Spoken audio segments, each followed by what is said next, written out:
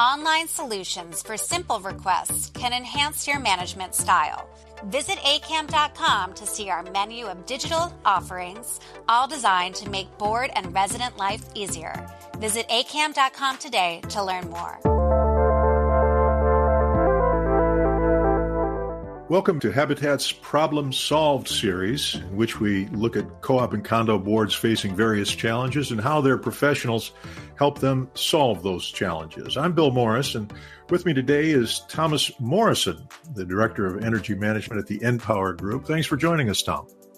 Hey, Bill, thanks for having me. Really excited to discuss energy efficiency today. Speaking of energy efficiency, I understand you have a client in the Bronx, a small co-op that had a low C energy efficiency grade, which is better than most. Most buildings got a D, and yet they were not quite happy with that. There was a project that got off the ground. How did it start? We have a 70-unit co-op in the heart of the South Bronx. They were facing rising energy costs, poor letter grade with a low C, and penalties for local law 97. And they wanted to do something about that, not only to reduce those penalties and improve their letter grade, but more importantly, to reduce those operating costs to the shareholders so the building could maintain its affordability for working families. So they had a very active board president, Derek Jones, who was incredibly motivated to tackle these issues, reduce energy costs, and really he wanted to make his building an example for how existing and older buildings, particularly in the Bronx, could be energy efficient and could be seen as green.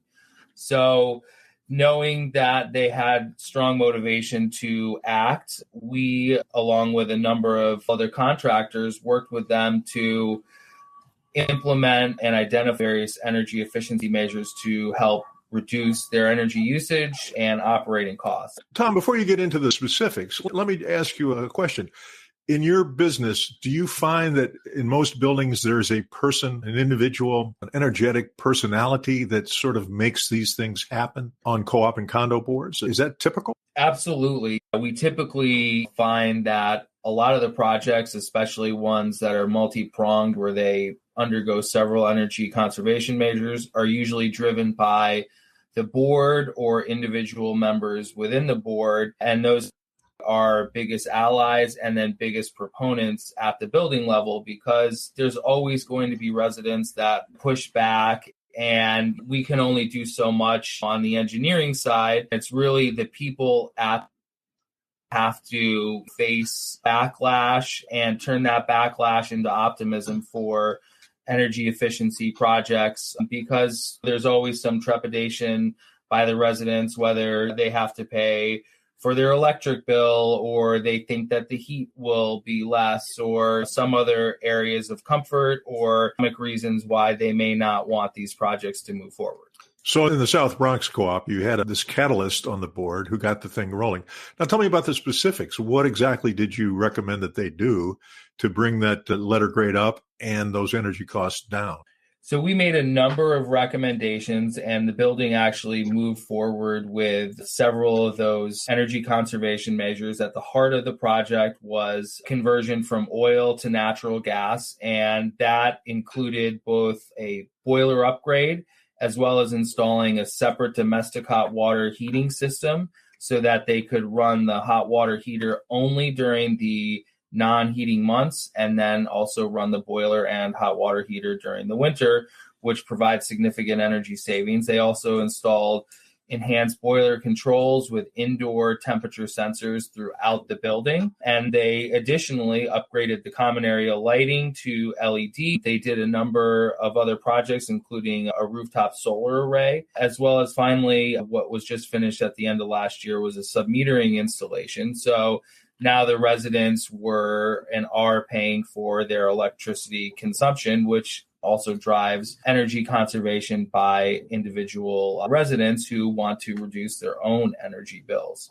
Now, this is quite a smorgasbord you're talking about here. This is soup to nuts. How did they pay for this rather extensive list of retrofits? Like most co-ops and condos, they typically have two avenues to go down. And what they did here was that they recapitalized their mortgage to free up some capital to invest in these energy efficiency measures so that they didn't have to increase maintenance or have special one-time assessment. And Bill, I'm actually not done with what these guys are doing. So on the in-unit level, they've had several programs where they've worked with Con Edison and the multi-family energy efficiency program to bring Con Edison down there. The residents are able to swap out their light bulbs for LED light bulbs. They've also gotten replacement shower heads and aerators, and that has been done on an individual unit or resident level. And right now, they're also going through Energy Star certification to actually designate the building as a Energy Star certified building or a green building. They had not been eligible for that certification prior to all these efficiency measures being implemented. Now, this is a nice success story. We hear about a lot of trepidation on the parts of co-op and condo boards. A lot of boards are terrified by the Climate Mobilization Act and the changes that they're going to have to make. And yet, this rather modest South Bronx co-op managed to succeed. What's the message here, Tom? What can you tell boards that are shaking in their boots about these fines that are looming in 2024 and again in 2030? This story, I think, is a good highlight of what a co-op board working with an engineering firm can do. These projects were certainly modest capital projects, but they weren't electrification of the whole building. They utilized existing systems without making drastic changes. They did these projects over time, over several years, and all these projects had payback periods that were, in the order of about 5 or so years. And that all was very attractive to the board and the shareholders to make these changes. And they've seen really significant results. In 2017, they had a low C with an Energy Star score of a 58. And in 2021, that score improved to a 94, which puts them in the A category. They've seen an overall reduction of about 30% of their energy usage and a complete elimination of penalties with Local Law 97, both in 2024 and 2030. Well, now that is a wonderful success story that was done with a minimum amount of pain. We always like to hear success stories. Thomas Morrisson from the NPower Group, thank you so much. That's a uplifting and informative story. Thanks for sharing it with us. Thank you, Bill, for having me. Great talking to you.